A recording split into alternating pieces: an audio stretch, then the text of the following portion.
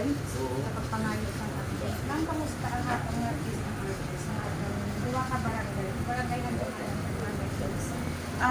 Good morning, no, sa akong media correspondent, no, Marian Cañete, taga sa tanan ng diplomatic sa CNN News, Filipino News. So, ang atong peace and order diri sa buong, no, very light lang ang mga nagkakatabo diri ng mga insidente, no, wag man major incidents. So, na-continue naton ang peacefulness diri sa atong lugar kaga nagapadayon man nato kapulisan sa pag secure sa safety kaga orderliness ang duwa ka barangay Pilisa kaga tumanan.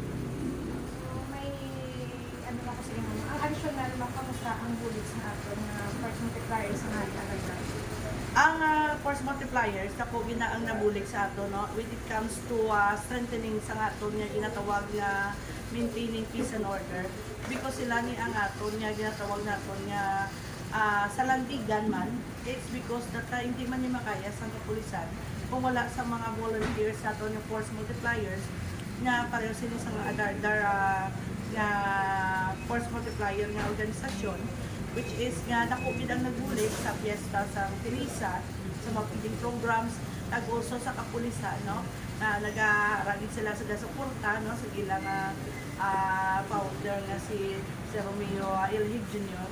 So amo ina ang ako gid nga dako man nga ginapasalamat nga ang aton nga mga force multipliers at canods and also sa iba nga organisasyon nga nagabulig gid nga bisan wala sa nga kabaylo, but still, no, they are willing and they are able, no, to give us the sang kinahanglanon man diri in support sa atong kapulisan ug sa protection.